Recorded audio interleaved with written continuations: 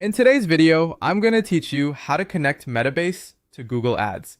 While Metabase doesn't offer a direct Google Ads connector, you can bring your ads data into BigQuery and then connect BigQuery to Metabase. That's the reliable supported path we'll walk through together. Start by opening your Metabase instance and signing in with an account that has admin access. From the main menu, head to Settings and open the Databases section. Here you'll see any existing connections.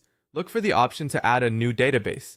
This is where we'll point Metabase to BigQuery, which is hosting your Google Ads data. When the new database form opens, choose BigQuery as the database type. This tells Metabase how to authenticate and query your data. A quick note before you proceed. Make sure your Google Ads data is already landing in BigQuery, whether via Google's native BigQuery data transfer service or another trusted pipeline. We're focusing on the Metabase connection today, but the data has to be in BigQuery first.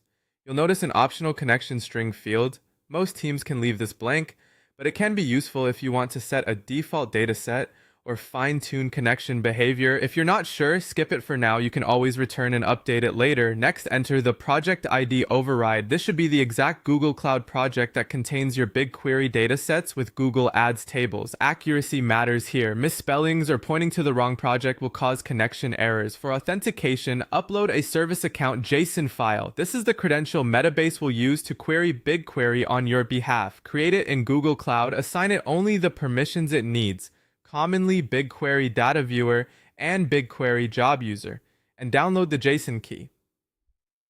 Then upload that file in Metabase. Keep the file secure and never paste its contents into public places.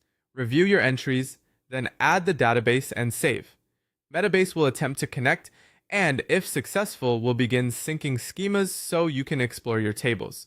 If you hit a snag, double-check the project ID, confirm the service account has the right roles for the correct datasets, and ensure the dataset location matches your BigQuery region.